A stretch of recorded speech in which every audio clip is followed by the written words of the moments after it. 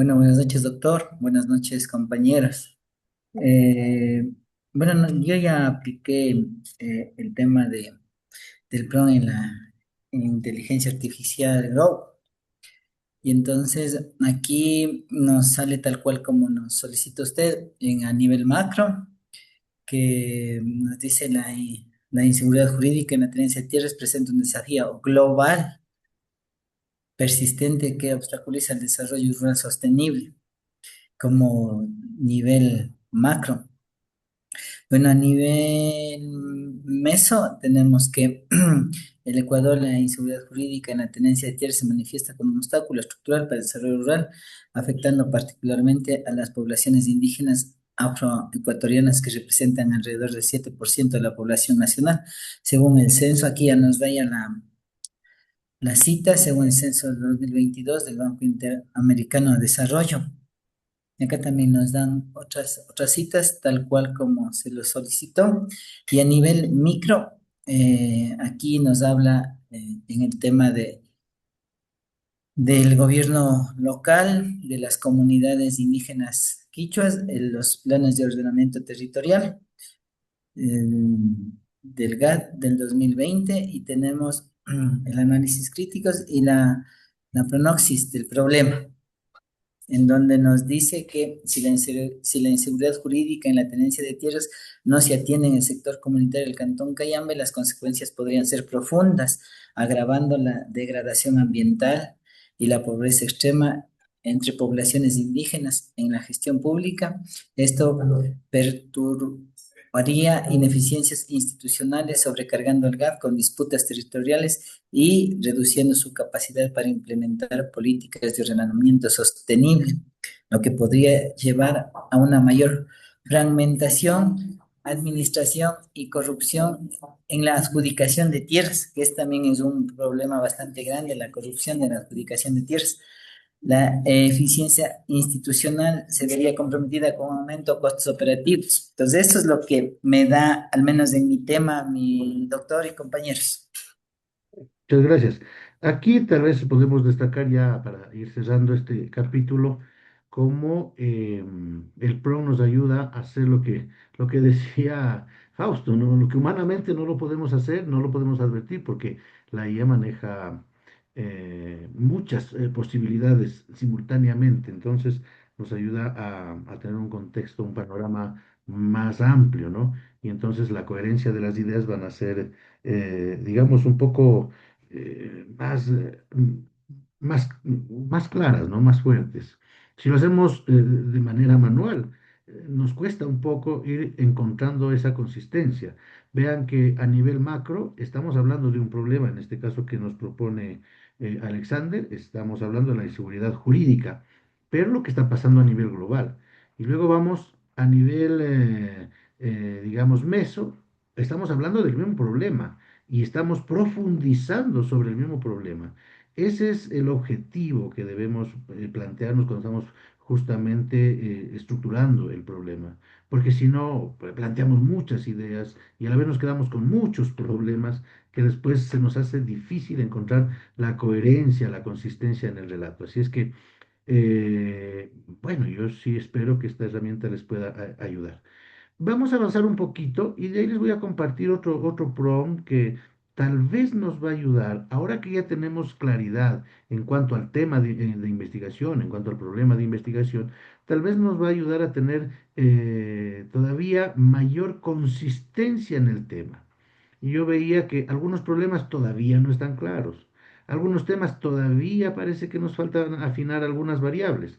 Entonces, este prompt que lo vamos a compartir luego nos va a ayudar a afinar el proyecto en su totalidad e incluso nos va a dar indicios de cómo podríamos construir una matriz de consistencia que le llamamos o de coherencia de todo el proyecto con los posibles objetivos, con las posibles preguntas de investigación que de alguna manera ustedes también van a tener la posibilidad de ir manipulando las instrucciones, ¿no? Para que esto nos vaya arrojando al final un resultado mucho más coherente, mucho más confiable.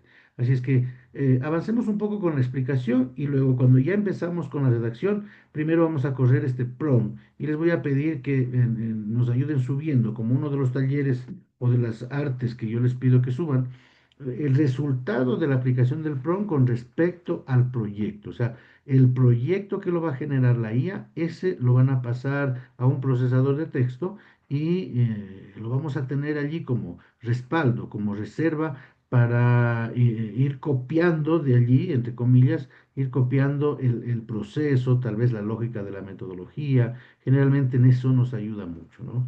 En estas partes de la investigación sí nos ayuda mucho la inteligencia artificial, pero cuando pasamos al tema de la metodología, pues solamente nos da ideas, porque no podemos confiarle la metodología a la IA.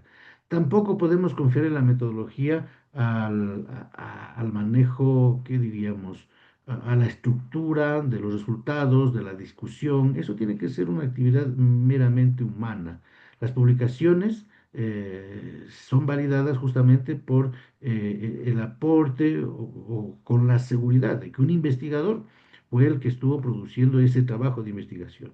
Y entonces allí sí, pues lo consideran para la publicación. Entonces, les invito a que avancemos un poquito para ir completando este capítulo y luego que nos quede un poquito de tiempo para los otros dos capítulos que habíamos previsto. Ojalá hoy dejemos terminando este tema del plan de investigación.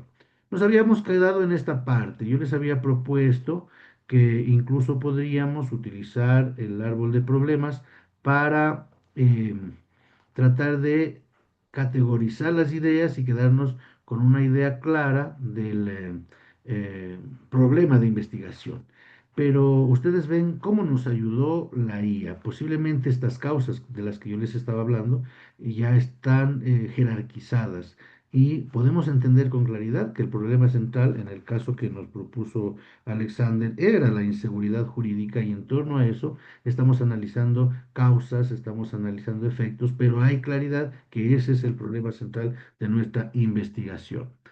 Ya para la redacción, nuestro trabajo es verificar que guarda el problema correspondencia primero con el programa, en este caso sería de doctorado o mención en el caso de las maestrías, ¿no? Las maestrías son en un área con una mención específica. No sé, diría políticas públicas con una mención en transparencia o algo así. Entonces, la investigación tiene que tener esa coherencia con los programas de la universidad, definitivamente, ¿no? Eh, Hay que tener en cuenta que el núcleo del problema es lo que nos da la alerta para encontrar el tema que vamos a plantear como investigación. Pero ¿de dónde sale esto? Sale del problema, definitivamente. Obviamente que después le podemos dar un matiz para que parezca un tema bastante atractivo para el lector, ¿no? O atractivo para el investigador que está siguiendo nuestros pasos en la investigación, pero el núcleo o el centro va a ser justamente el problema de investigación. Al final vamos a tener que justificar cómo nosotros vamos a responder frente a ese problema de investigación que hemos encontrado, ¿no? Se ha reconstruido en su contexto histórico-social. Hay una parte dedicada justamente al análisis contextual, macro, meso, micro. Ese es el cuidado que debemos nosotros tener. Generalmente en las tesis de la maestría, hoy justamente estoy revisando una tesis de una maestría y no encuentro esa jerarquía de empezar analizando el contexto macro y luego el contexto meso y el contexto micro. Y cuando mezclamos ideas en los párrafos de estos contextos, se vuelve confuso el texto, ¿no? Nosotros tenemos que tener pues la idea de que estamos escribiendo para quien está leyendo. Posiblemente nosotros sí entendamos el texto con este aparente desorden, pero es que el lector nos interesa. El lector, ahí están los lectores, los asesores, los tutores. Ellos tienen que entender muy fácilmente la lógica que estamos planteando en el relato. Entonces, eso es muy importante, ¿no? Tengamos en cuenta esa jerarquía Dice, ha sido analizado críticamente, ahí va un párrafo dedicado para el análisis crítico del investigador. Entonces, con eso se resuelve esta pregunta, si ha sido o no analizado críticamente. Ha sido visto a futuro, es la prognosis que yo les había planteado, ¿no? ¿Qué pasa si a futuro? ¿Qué pasaría si no investigamos, no resolvemos el problema de investigación que estamos planteando? Entonces, también es otro aspecto fundamental del problema. Y está formulado con claridad, brevedad y precisión. Yo creo que cuando estemos desarrollando la tesis vamos a tener que hacer aquí una pausa para poder ahondar en la fundamentación del problema de investigación. Pero ahora en el plan, yo creo que con los párrafos que les había propuesto sería suficiente para ir teniendo claridad de qué se trata el problema de investigación. Y también si está delimitado espacial y temporalmente. Hay algunas delimitaciones. En la tesis doctoral no solamente nos hace falta la delimitación espacial, la delimitación temporal. Hay otras delimitaciones, por ejemplo, en cuanto al contenido. Tenemos que delimitar, por eso empezamos haciendo un ejercicio sobre el área o el campo de conocimiento dentro del cual se inserta nuestra investigación. Entonces, estas preguntas que les estoy planteando acá son las que tienen que estar resueltas en el relato que vamos a ir planteando justamente en esta parte del plan de investigación, ¿no? El análisis contextual, el análisis crítico, la prognosis y estos elementos que hemos planteado. Entonces, bueno, luego en un momento vamos a hacer la aplicación de este nuevo prompt que les voy a compartir para validar las ideas que estamos planteando con respecto a nuestro proyecto de investigación. Hasta aquí ya de alguna manera hemos leído, de alguna manera hemos orientado las ideas, ya el problema está más claro, ya hemos salido un poco de esa nube de confusión que siempre se da cuando recién tenemos contacto con el tema y con el problema, ¿no? Entonces, la IA, como decía Fausto al inicio, nos tiene que ayudar, nos tiene que ayudar a optimizar nuestros tiempos, ¿sí? Y no nos queda más remedio. Yo incluso les comparto una anécdota. Y yo tenía dificultades con aceptar el uso de esta IA porque al principio no entendíamos toda la connotación que tiene la aplicación de la IA. Pero cuando encontramos que muchas de las tareas que nosotros hacemos manualmente nos han llevado tanto tiempo y que la IA lo puede hacer en cuestión de minutos o en cuestión de horas, pues ahí empecé a tener mucha fe en la IA para estos procesos. Incluso con un estudiante de la carrera de computación de la universidad, nos propusimos como meta elaborar el proceso de la elaboración del plan estratégico para una institución, sea una institución pública, sea una organización, una cooperativa, etcétera. Y armamos todo un proceso de tal manera que el plan estratégico que demoraba, no sé, unos 3 meses en elaborarlo, unos 6 meses en elaborarlo, realmente se convierte en una actividad tal vez de una reunión completa con los equipos de trabajo de la empresa o de la organización de un solo día. Y de hecho hicimos con una institución de transporte, los convocamos un día.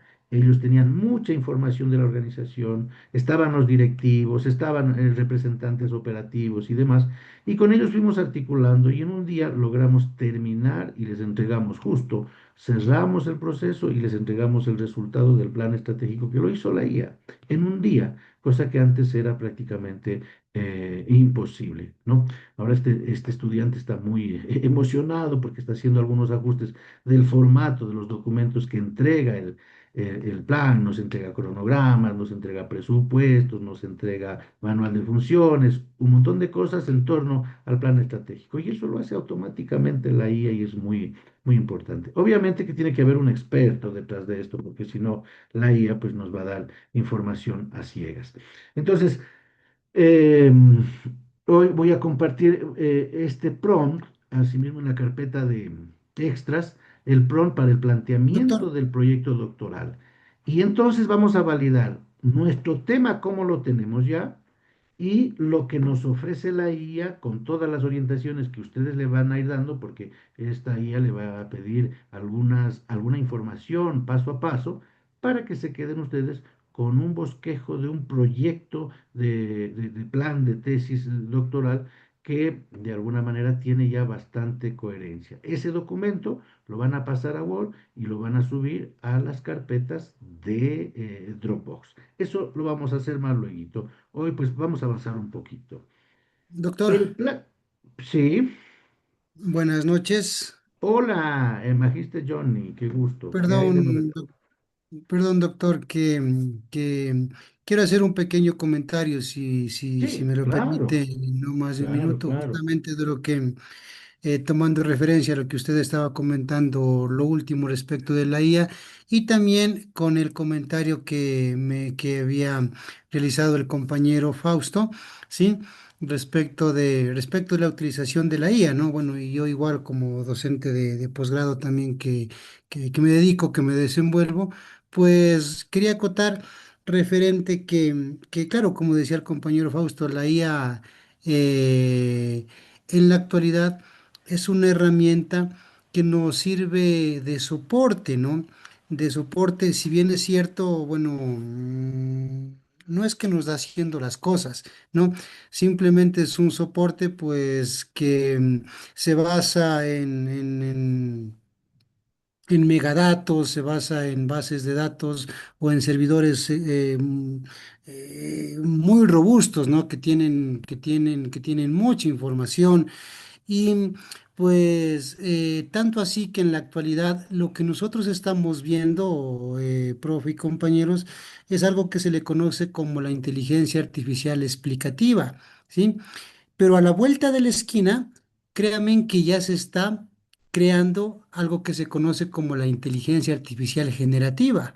Eso ya mismo está por venir, ¿no? Y más bien pienso que nosotros estamos llamados específicamente a aprender a utilizar estas herramientas.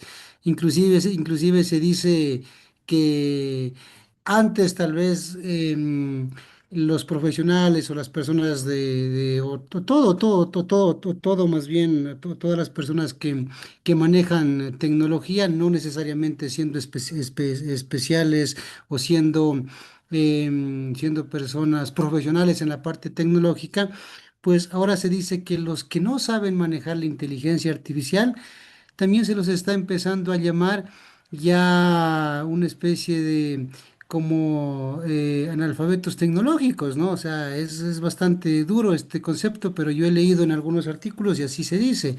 Y también en Europa, por ejemplo, en la actualidad ya yo he escuchado ahí que existen maestrías en prompts, ¿sí? O sea, lo que usted nos está enseñando, profe, en otras universidades ya existen maestrías que le dan un título en el cual a usted le certifica que es un especialista en prompts. O sea, imaginémonos hasta dónde ha llegado la inteligencia artificial, ¿no? Y es por eso, más bien, yo le agradezco, profe, en realidad, porque utilizar esta herramienta, los prompts que usted nos está compartiendo, créame que nos va a ayudar muchísimo en nuestros temas de investigación y mucho más.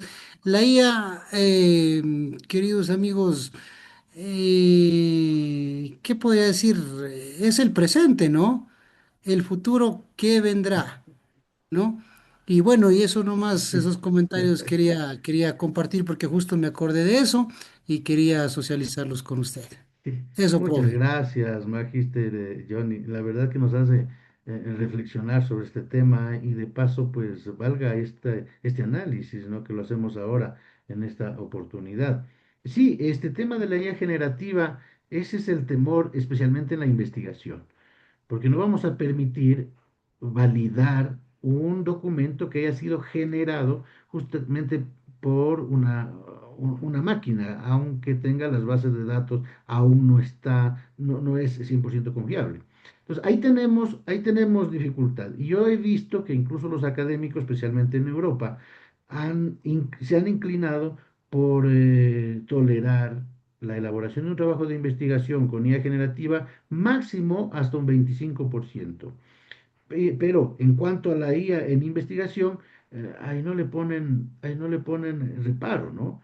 Sí hay todavía en investigación un poco de reparo frente a la IA generativa que nos acaba de decir Magister Johnny. Esa es un poco la preocupación. Todavía no se norma. En la universidad todavía no tenemos porcentajes de IA que permitan anular un trabajo de titulación. Todavía estamos en esos procesos. Las revistas científicas tampoco lo han definido. A lo mucho lo que han llegado, y nosotros incluso ya lo adoptamos en la revista Visión Empresarial, es el tema de firmar una carta, es una carta ética en cuanto a la producción científica con el uso de herramientas de la IA.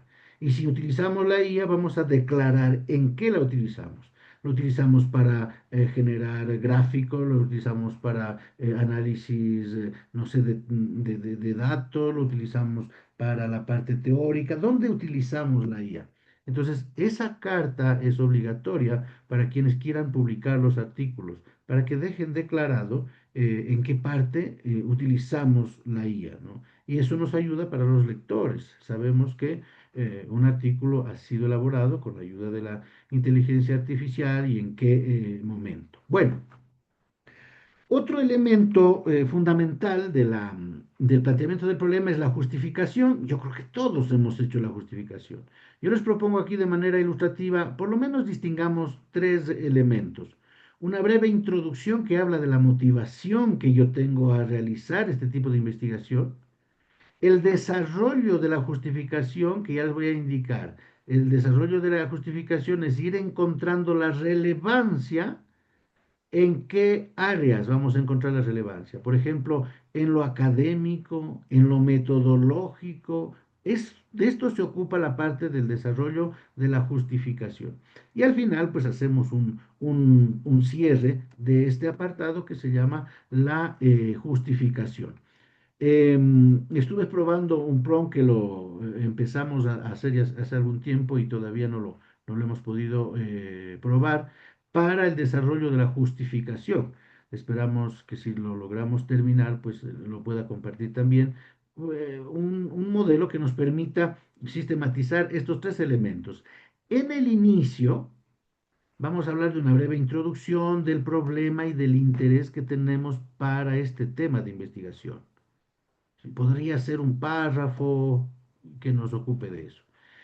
En el desarrollo vamos a hacer hincapié en la originalidad de la investigación. ¿Por qué le consideramos a esta investigación que se trata de una investigación inédita? Entonces seguramente ya estamos identificando que hay vacíos del conocimiento y que posiblemente en esos vacíos del conocimiento está nuestra investigación inserta. Y luego hablamos de las relevancias. En lo académico, ¿por qué es relevante? En lo metodológico, ¿por qué es relevante? En lo social, en lo político, ¿por qué es relevante nuestra investigación? ¿No? Bueno, esas relevancias hay que considerarlas sobre todo porque se trata de una tesis doctoral. En una tesis de maestría, en una tesis de grado, posiblemente sea suficiente con la relevancia académica, ¿sí? O a lo mejor los estudiantes, dependiendo de la carrera, hablan de una relevancia social, de una relevancia política. Pero en la tesis doctoral sí necesitamos destacar la relevancia académica, la metodológica, porque la metodología es la que le da valor a nuestra investigación. La metodología, declarar la metodología, le da transparencia al trabajo que estamos presentando, ¿no?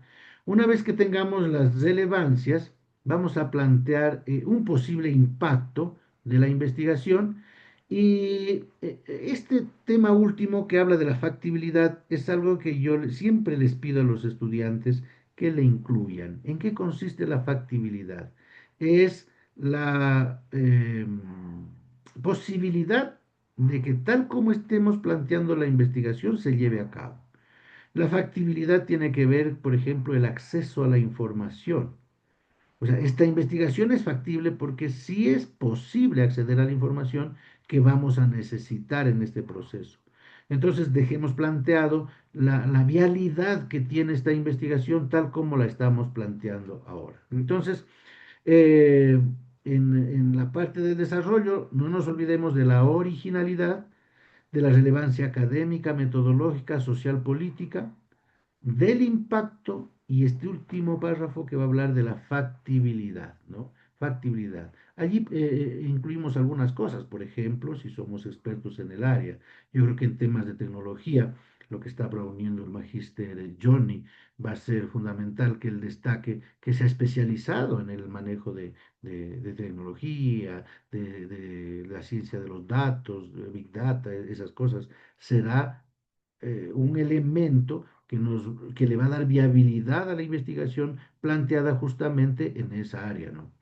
Y al final, un cierre que es la explicación de valor que integra la investigación. O sea, ¿por qué es valiosa esta investigación? ¿Cuál es el valor que lo podríamos sistematizar en unas pequeñas líneas? El valor integral de la investigación, el valor de la investigación en su conjunto. O sea, esto es lo que vamos a redactar en la justificación. Que se entienda fácilmente que hay un inicio, que integra las referencias y el problema y el interés de dónde surge por resolver este tema. Yo escuché que alguno de los presentes iba a hacer una investigación en la Universidad Politécnica Estatal del Carchi. Pero ¿cómo así en la Universidad Estatal del Carchi cuando hay otras instituciones que también tienen las mismas realidades, las mismas problemáticas, ¿sí? Las mismas demandas? Entonces, debe haber una motivación, y esa es la parte inicial. En el desarrollo, los elementos que hemos planteado, pero hay que entender también al final, vamos a hacer un cierre. Dicho esto, así vamos completando ya este capítulo. Hay una parte que la guía de la universidad nos está planteando. Dice que debe haber un apartado dedicado a la delimitación. Tal vez en las maestrías o en la licenciatura no le damos mucha importancia al tema de la delimitación, pero en la tesis doctoral sí necesitamos ir definiendo esta delimitación. Aquí les he propuesto la delimitación temática, la espacial, territorial o institucional, la delimitación temporal. Algunas de estas delimitaciones seguro ya las hemos hecho en nuestras investigaciones. La delimitación poblacional o institucional, la delimitación conceptual, la delimitación metodológica. Estas delimitaciones tienen que estar claras en nuestra investigación. Vamos viendo cada una. En la delimitación temática, habla precisamente de estos campos, ¿no? De estos campos de estudio, el tema central del estudio, los subtemas que podría abarcar su tesis. Y aquí les dejo un ejemplo, ¿no? Por ejemplo, dice, esta investigación se centra en el análisis de las políticas de salud mental y en el nivel en el nivel municipal, específicamente en su diseño e implementación y evaluación desde un enfoque de derechos. Esto es importante, porque el análisis que vamos a hacer tiene este lente, ¿no? Hagamos esa comparación, esa metáfora. Si nuestro lente tiene las lunas de color rojo, seguramente lo que vamos a observar es un conjunto de objetos de color rojo. Pero si nuestro lente tiene un color verde, los objetos van a cambiar de color, ya no serán rojos, serán verdes. Entonces, acá pasa algo similar. Vamos a analizar el tema de la salud mental, pero desde un lente, que en este caso no es rojo, no es verde, es el lente del enfoque de derechos. Entonces, eso es importante tener claro con respecto a la temática. La delimitación espacial, podríamos hablar del territorio o podríamos hablar como el caso que estaban proponiendo para una institución específica, ¿no?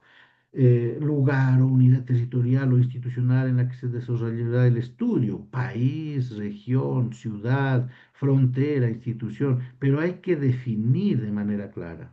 Por ejemplo, cuando hacemos un estudio transfronterizo, ¿qué zonas geográficamente consideramos que pertenecen a esta franja transfronteriza? Eso tiene que estar delimitado. En lo político de un país está fácil decir una provincia, nosotros estamos divididos en zonas, estamos divididos en regiones. Entonces, no sé, la investigación corresponde a la región costa o a la región sierra o a la región oriente. Entonces, tiene que haber esa delimitación. Y hay investigaciones, pues que la orientación de nuestros tutores es hacia que hagamos una investigación de orden nacional. La delimitación geográfica tendrá que ser pues, los límites del país, ¿no? Como ejemplo hemos puesto, el estudio se delimita a los gobiernos autónomos descentralizados municipales del norte del Ecuador en las provincias de Carchi, Imbabura y Sucumbíos. Tal vez más preciso será la zona uno.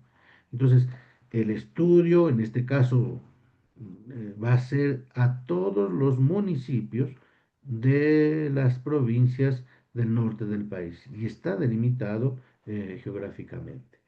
Luego tenemos la delimitación temporal que tiene que haber claridad.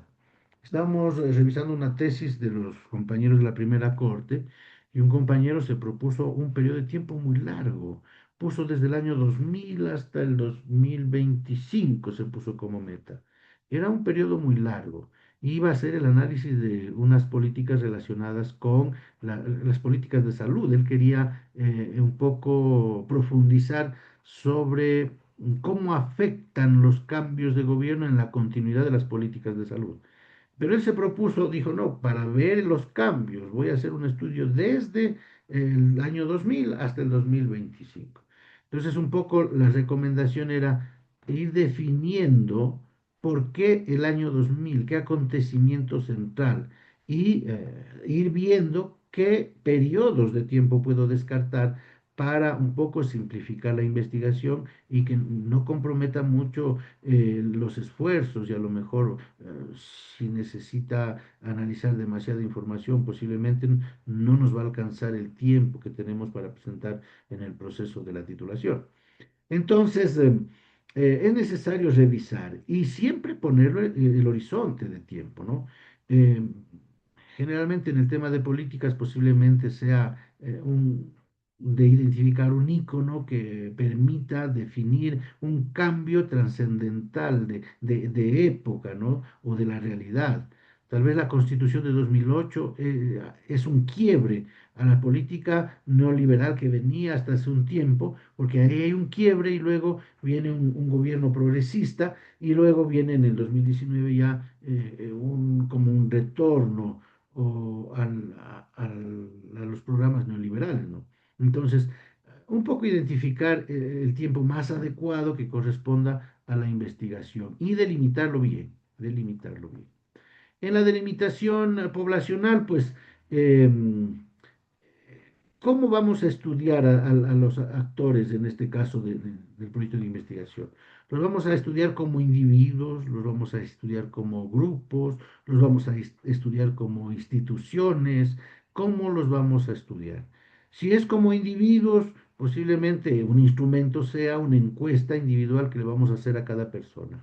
Si es como grupos, no sé, habían investigaciones relacionadas con asociaciones de X sector. Entonces, no vamos a estudiar los individuos, vamos a estudiar en su conjunto las agrupaciones que nos van a dar información sobre los temas que estamos planteando, ¿no? Hemos puesto como ejemplo la población de estudio está conformada por funcionarios de las direcciones de planificación y salud de los GAD municipales, así como representantes de organizaciones sociales vinculadas a la salud mental. No sé, tal vez como ejemplo, no sé si está muy bien planteado, pero hoy se ha hecho mucho énfasis en que los temas de salud los va a tratar únicamente el Ministerio de Salud, ¿no? Y claro, hay muchos municipios que están ofreciendo esos servicios. Y ahí viene un poco la polémica de estas últimas reformas al COTAD, donde posiblemente van a verse afectados estos servicios. En la delimitación conceptual, que también es muy importante, hay que definir los conceptos claves. Y yo siempre les digo aquí, siempre que tenemos una confusión o una ambigüedad en los conceptos que forman parte de nuestro estudio, es necesario, y tal vez le apunten por allí, hacer una explicación epistemológica. La explicación epistemológica nos va a ir librando de estas ambigüedades.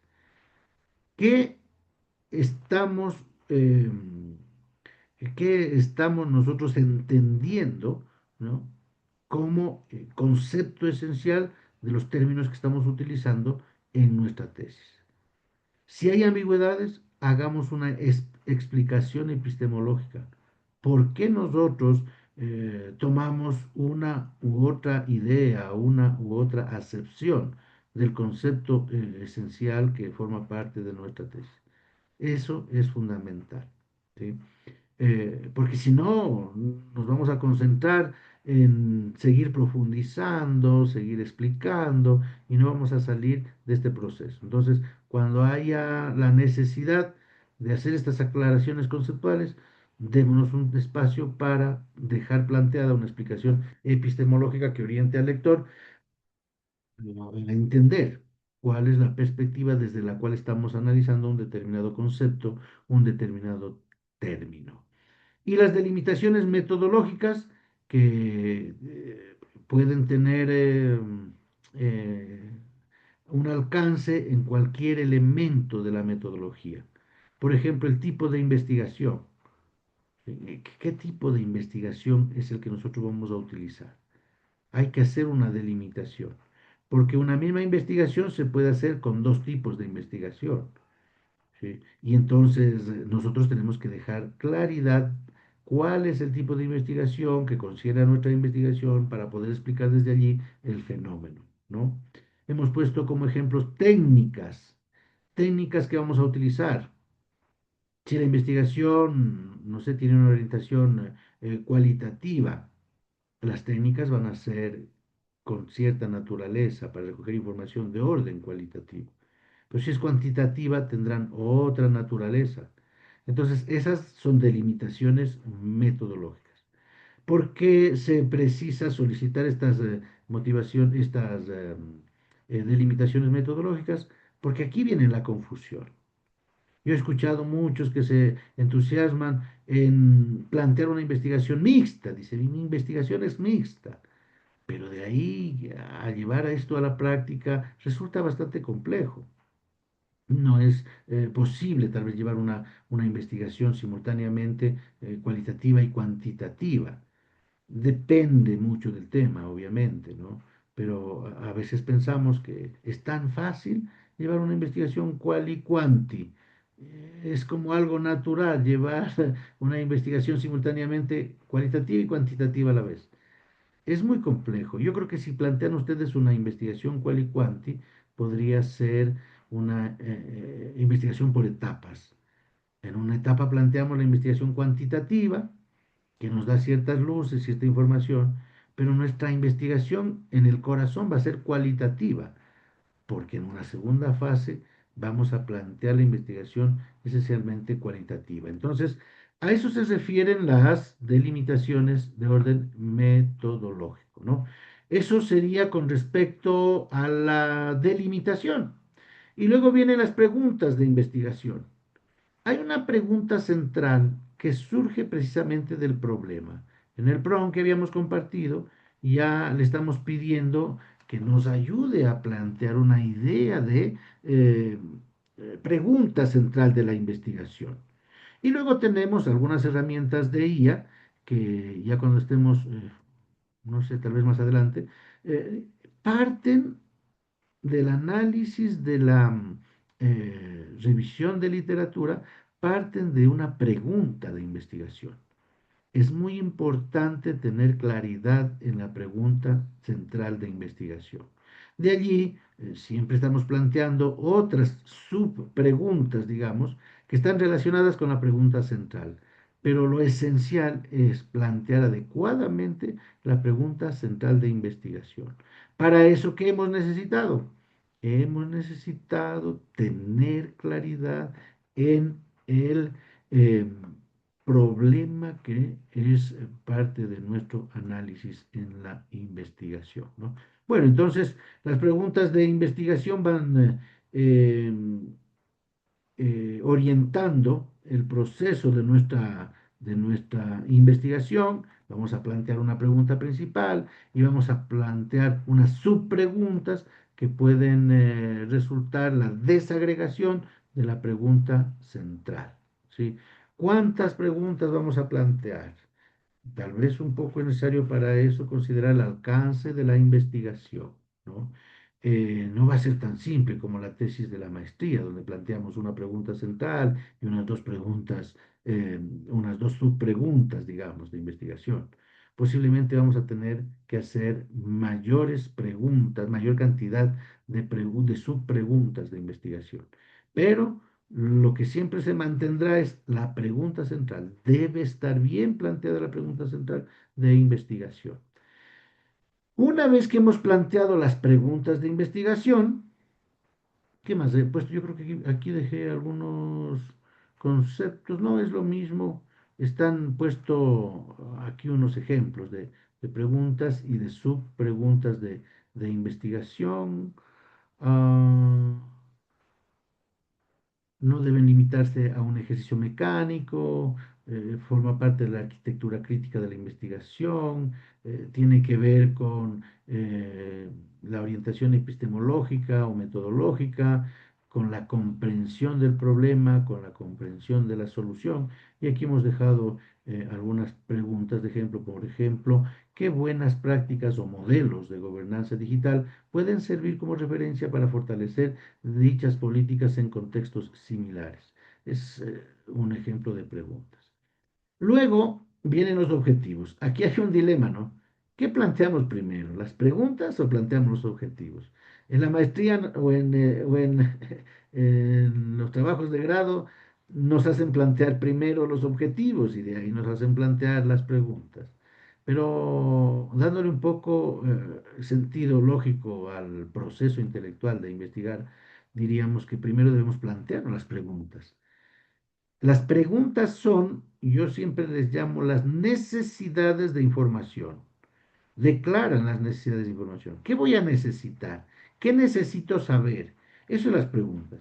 Y una vez que tengo claridad de lo que necesito saber, luego sí me planteo los objetivos ya de manera clara que vayan orientando hacia una meta específica de, de investigación, ¿no? Entonces, que tienen que ser claros, que tienen que ser precisos, que tienen que ser viables, que responden al problema de investigación, que tienen que ser, integrar a las variables y que en algunos casos integrarán la parte también geográfica o la delimitación geográfica o de temporoespacial que habíamos propuesto en las delimitaciones, ¿no? Entonces, los objetivos es la concreción de las preguntas planteados como metas, ¿no? Aquí he dejado algunos criterios de los objetivos que tiene que haber, aquí. No debe generar ambigüedades, debe guardar relación con el problema, debe ser alcanzable, debe responder al problema público en nuestro caso, debe aportar una mirada nueva, una solución innovadora. Los errores comunes son usar verbos vagos, eso también es importante. Hay una taxonomía, hay una taxonomía. Ustedes la pueden investigar, descargar el artículo completo de la taxonomía de los verbos para las investigaciones. Entonces, dice estudiar o conocer es un verbo un poco vago, no nos precisa lo que queremos. Mezclar más de una acción. Este es un error común de todos los objetivos. Poner más de una acción en cada uno de los objetivos. Ese error nos puede complicar. Más bien tengamos ya desde ahora mismo claridad en que el objetivo tiene que estar planteado con un solo verbo. Y en función de ese verbo vamos a ir planteando la idea central del objetivo. No podemos poner más de un verbo. A veces dicen, necesitamos conocer y evaluar. ¿Qué mismo? ¿Vamos a conocer o vamos a evaluar? Démosle un poco la jerarquía de estas palabras y pongamos la que tenga un poco más peso y que esté relacionada con lo que queremos lograr en nuestra investigación. Entonces, evitemos que haya más de un verbo en los objetivos, ¿no? Formular objetivos demasiado amplios o genéricos. es un poco genérico el objetivo general, precisamente, porque el objetivo general responde a toda la investigación. Los que ya no son genéricos son los específicos, porque cada uno se va a ocupar de resolver una parte del problema de investigación, ¿no? Y luego, incluir juicios de valor o supuestos no comprobados. También caemos en ese error en los objetivos. A veces planteamos ya a manera de solución y la lógica no es esa, porque la solución solo la podríamos plantear una vez que tengamos los resultados definitivos de la investigación. Entonces, eso puede llevarnos a confusión. Entonces, no hay necesidad de hacer juicios de valor, de plantear supuestos que aún no han sido comprobados. ¿Sí? Dicen, no sé, la baja calidad, etcétera, etcétera. Pues, ¿y usted ya tiene información precisa de la baja calidad? Hay que quitar esos adjetivos que a lo mejor nos están llevando a plantear supuestos que no han sido comprobados. Entonces, esos son los errores más frecuentes que hay en el planteamiento de los objetivos de investigación. Y con todo esto que hemos planteado, ahora sí, ya lo que nos queda es redactar el problema de investigación. Ya la primera parte ya tenemos. Hay que plantear la justificación, la delimitación, las preguntas de investigación y los objetivos general y específicos. Eso es lo que tiene todo este capítulo. Este es como el corazón, ¿no? De ahí, la metodología ya nos va orientando sobre esto mismo, cómo vamos a proceder en la investigación. Entonces, pero aquí tenemos todo. Siempre estamos regresando al planteamiento del problema. Siempre estamos regresando a este capítulo. Vamos a la metodología, queremos plantear parte del proceso, pero vamos a regresar al problema si me conviene o no en función del problema que tengo, si me conviene o no en función de los objetivos, en función de las variables, en función de los indicadores, si es investigación cualitativa, en función de las categorías que nos estamos planteando.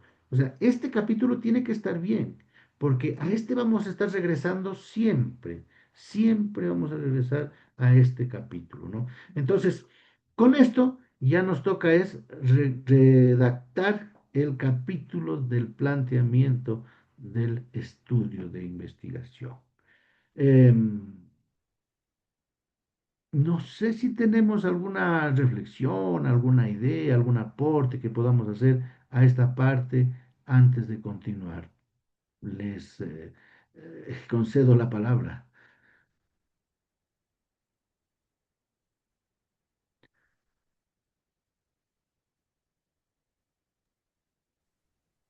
Doctor, bueno, más que alguna aportación, quería pedirle un favor enorme, si nos podría compartir el material de estudio para poder entender mejor Sí, el proceso de investigación, ahorita, porque sí estoy ahorita un mismo, poquito perdido en la exactitud de lo que debe conllevarnos el desarrollo de investigación. ya. Ahora, tenemos que considerar algunos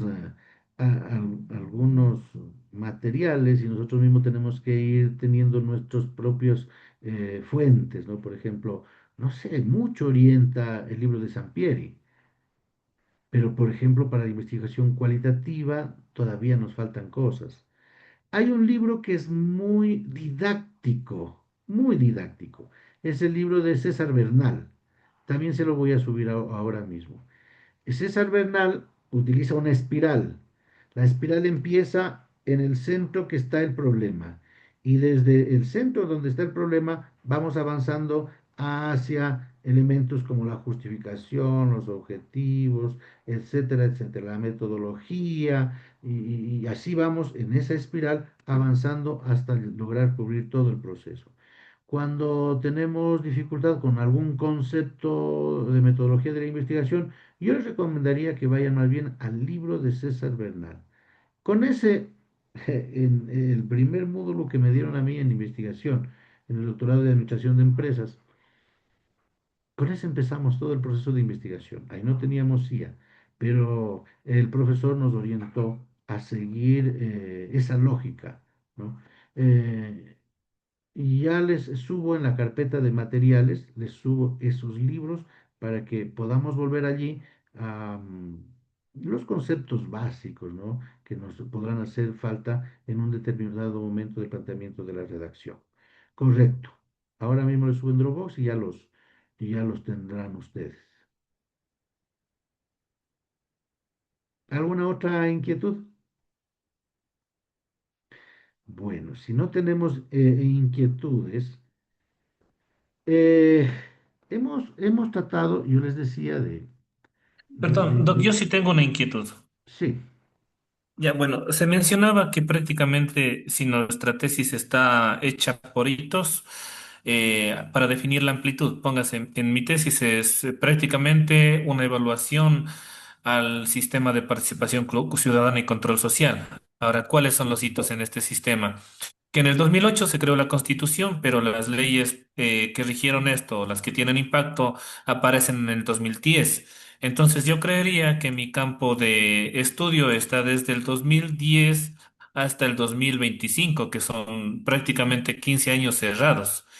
Dentro de estos 15 años cerrados, pero esto prácticamente me serviría para evaluar un contexto histórico de cómo ha evolucionado, ha funcionado la ley, no ha funcionado la ley, el marco normativo para la participación es efectiva, la gente ha sido receptiva ante estos mecanismos de participación ciudadana o evaluar cuáles son los fallos de la política pública, ¿no? Porque una política pública tiene un ciclo, ¿no? Un ciclo en el Ujú. cual debemos evaluar si cumplió o no se cumplió, es efectiva o si no, esa política no está funcionando y hay que hacer una retroalimentación de esa política pública o volverla a plantear, ¿no? Si es que no obedece o no, o no se está cumpliendo. Bueno, en cuanto a este tema, definitivamente, mientras no había la norma como está planteada ahora, pues, ¿qué podemos evaluar? A no ser que usted quiera hacer un análisis comparado y diga, vamos a utilizar justamente este punto de quiebre para hacer un análisis y de ahí hacia atrás, sin la norma, cómo se evidenciaba la transparencia. Porque no queremos decir que antes del 2010, cuando ya teníamos la norma del Consejo de Participación Ciudadana y Control Social, no había transparencia. De hecho, debió haber transparencia, algunas prácticas, el tema de la Contraloría es un tema de abonar al tema de la transparencia. Entonces, si no vamos a hacer comparación entre esos periodos históricos, porque no creo que haya un quiebre después del 2010, vamos a hacer un análisis similar, tal vez sí en la evolución que podamos encontrar en el tiempo, pero de la aplicación o de la evolución de la política, de la misma política en todos estos años. Entonces, hay que tener claridad. Si eso es lo que vamos a hacer, el corte sería cuando surge la norma específica en cuanto al tema de transparencia. Y si es el 2010, pues del 2010 hasta el 2025 está muy bien. Claro, pero ahí no sería también, o sería en lo que, en los problemas que están los otros doctorantes, que el periodo se hace demasiado amplio. Pues eh, eh, ahora, ahí viene lo que yo les decía, la explicación epistemológica. ¿Por qué le recorta el tiempo? ¿Por qué hace de los últimos 5 años?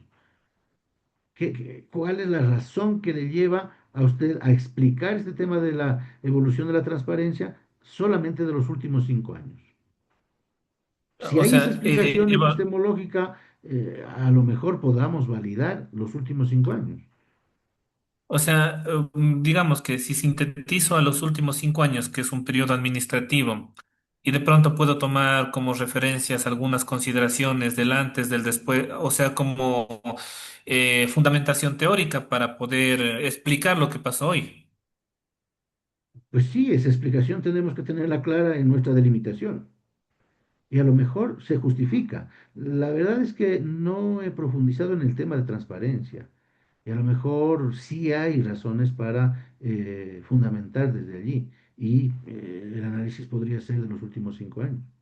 Ahora, en el Ecuador, el contexto que tenemos es tremendo, ¿no? Como ese periodo de estabilidad, como que se terminó en el 2019, pero a partir del 2020, cuando ya vino el gobierno de Moreno, Lazo y demás, cada uno ha significado un quiebre trascendental a todo ese periodo largo que hubo. Entonces, a lo mejor ese sea una razón suficiente para recortar nuestro periodo de análisis y dejemos, no sé, los últimos 5 años.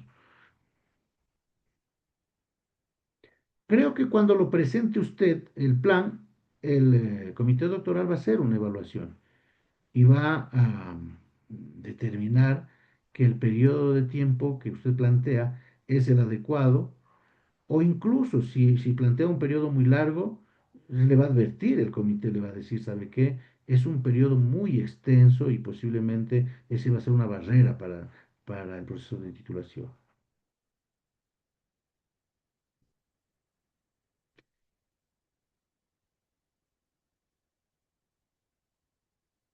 No sé si alguien más tiene alguna otra inquietud. ¿No? Bueno, entonces, Yo eh, sí tengo todavía la inquietud, Doc. sí, dígame. Ahora, una cosa es definir el tema, ¿no? Y la otra es verificar que de lo que se está planteando existan los datos para poderlo aumentar, para poderlo demostrar, ¿no? Ya, pero, o sea, eso es el curso natural del avance de su proceso. Tal vez acá nos adelantamos porque la IA nos ayuda con información, con sistematización, con fuentes de literatura y demás. Se entiende que una vez que leímos mucho sobre este proceso, y ya tenemos claridad y estamos planteando en función de lo que hemos leído. Por eso yo siempre les insisto, es un párrafo del contexto macro, pero tiene que tener las citas, tiene que tener la fundamentación. Si tenemos dificultad, planteemos un árbol de problemas, pero cada idea que está en el árbol tiene que tener una fundamentación. O sea, es el resultado de todas las fuentes que nosotros hemos encontrado y con lo que podemos justamente fundamentar. En algunos casos, y en la defensa, yo sí les decía, eh, el tribunal pregunta sobre las fuentes que usted seleccionó. ¿Por qué escogió a tal o cual autor? Entonces usted tiene que haber profundizado sobre los autores que estamos planteando. ¿Sí? Los tutores, los integrantes del comité doctoral, tienen cada uno su experticia y dirá, no, en vez de este autor, le recomendamos que sugiera el enfoque de otro autor y se lo deja ahí como observación. Entonces usted también tiene que saber que no puede poner por poner una referencia. Tiene que haber el conocimiento claro de qué referencia es la que forma parte de su trabajo. Ujú. Mi Bueno, doctor, una preguntita. tienen que haber muchas preguntas porque realmente recién estamos familiarizándonos con el tema, ¿no? Sí, por favor, Alexander. Mi doctor, tengo problemas de encargar las tareas, no sé a qué se deba. Bueno, mientras tanto, hay algunas alternativas. Una es que le enviemos el archivo a un compañero que ya tiene instalado y él lo sube, no hay ningún problema, lo puede subir. Otra, usted puede entrar a www.dropbox.com y desde allí es como cargar un correo. Usted ve la carpeta y lo sube en la carpeta que corresponda, hasta que instale la aplicación de escritorio, porque ahí ya se facilita todo. Ahí la carpeta usted la tiene en el escritorio de su computador y lo único que hace es copiarlo en esa carpeta y ya se sincroniza. Ya tenemos acceso a todo. No sé si pude responder un poco su inquietud, Alexander.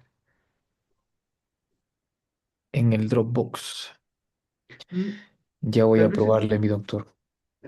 voy a compartirles un instalador que tengo ahí en el grupo de WhatsApp y de ahí tiene que seguir las instrucciones. Lo que sí hay que crear es una cuenta con el correo el correo que me envió, al que yo le compartí la, la invitación a que se una a la carpeta. Entonces, con ese mismo correo, instala la aplicación esa es la aplicación de escritorio.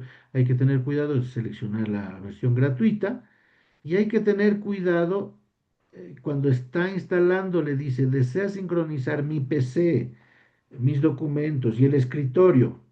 Ahí le quita, hay unas palomitas que hay que quitarle, porque si le sincroniza su escritorio, pues se va a llenar el Dropbox de todo lo que hay en su escritorio, de todo lo que hay en mi PC, de todo lo que hay en mis documentos.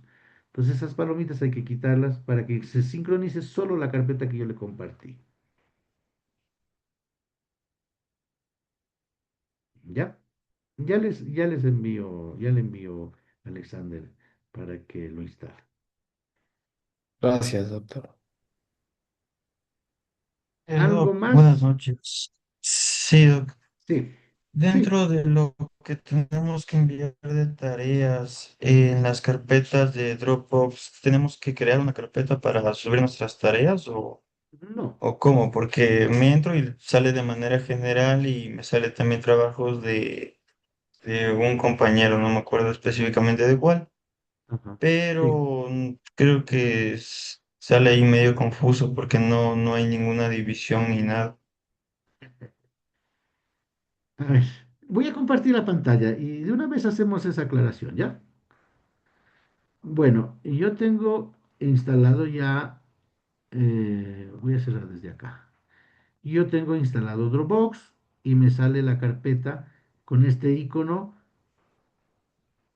que parece una caja abierta de cartón. Ahí le hago doble clic cuando ya está instalado, obviamente, y yo tengo muchas carpetas, pero ustedes tienen solo la carpeta 12, que es redacción científica. Le hacemos doble clic allí y ahí está el trabajo de todos. Tiene razón Gabriel cuando dice que ahí encuentro el trabajo de un compañero. ¿Cómo vamos a subir los trabajos? A ver, aquí de una vez, no sé, compartamos en el WhatsApp los números que tenemos cada uno. Aquí está la lista de los compañeros que formamos parte de este curso. Entonces, Cataña Muñoz Patricio tiene el número uno, Enríquez Herrera tiene el número 2, Grijalva el número 3, el número 4 Hernández, número 5 Martínez, número 6 Navas, número 7 Recalde y número 8 Tus. Estos son los números con los que van a subir los archivos de sus tareas. Es decir, si Alexander Catana quiere subir su trabajo, lo va a subir en la carpeta que corresponda, pero le va a poner el número uno. El nombre ya no importa, le puede poner taller número uno, arte número uno, lo que quiera, no va a haber problema. Pero el número sí, lo vamos a identificar con el número. Todos los archivos que suban con el número uno son los de Catania. Todos los archivos que suban a esa misma carpeta con el número 6 van a pertenecer a Navas Edison. ¿Sí? Entonces, ahora sí vamos a la carpeta de Dropbox, que es la número 12, está aquí. Los artes, hasta ahorita hemos visto tres. Vamos a la carpeta de artes, aquí están las tareas. El arte cero, aquí tengo que encontrar 8 archivos. El archivo número uno, el 2, el 3, cada uno va subiendo con su número de la lista. Entonces aquí tienen que haber 8. Hasta ahora, bueno, no tenemos ninguno, solamente está el cero, que tiene el cero, que es la instrucción del profesor. ¿Cómo vamos a hacer el primer taller? Este, vamos a hacer una copia, le hacemos control C, control V, y tengo una copia. Voy a hacer el ejemplo como que Martínez está subiendo. Martínez ha sido el número 5. Entonces hago una copia, le pongo el número 5 aquí. Ese es el taller número 5. Y si quiero le dejo el nombre como está, ya no hay problema. Le puse el número 5, lo abro el documento y empiezo a trabajar en este archivo. Entonces aquí, por hacer una modificación, le pongo esto, ya. En eso consistía la tarea. Guardo y se me queda en la tarea, en la carpeta, el número 0, que era el archivo del profesor, y el 5. Ahora, aquí mismo tiene que subir otra persona. Aquí mismo tiene que subir el archivo TUS Luis. Entonces, coge el taller cero, lo copia, hace una copia, le pone el número 8 a su tarea y le hace una modificación, el número 8. A ver, aquí lo edita, le pone lo que tiene que ponerle. Aquí ya no lo vamos a hacer con amarillo, lo vamos a resaltar con otro color para que sea una tarea diferente. Ya, y cerramos. Así van a ir subiendo, o sea, solo abren la carpeta y empiezan a crear ahí sus trabajos en la misma carpeta. La preocupación tal vez es que, ¿por qué todos los trabajos están allí y todos los trabajos están visibles para todos? Pues de paso nos ayudan a ver cómo hicieron los compañeros. Es un tema de trabajo colaborativo, ¿no? Con los estudiantes en la universidad generalmente no van a clases, etcétera, etcétera, pero ven cómo hicieron los demás compañeros los trabajos y eso les orienta a completar su trabajo. Pero solo en eso consiste la subida de los trabajos. Ahora vamos al taller, al arte uno. Aquí tienen que estar, ya está subido. El número 2 está subido. Y el número 8 también ha subido. Ya. ¿Quién era el Y 2? es mi trabajo, El 2 doctor. era Enríquez. Enríquez Johnny. Y el 8 era Luis Andrés. ¿Está Sí, bien? Ya. Entonces sí, sí, está bien. ellos son los que han subido el trabajo. Faltan los otros 5. ¿Sí? Voy acá, abren la 2. Aquí ya tenemos el 8, ya está.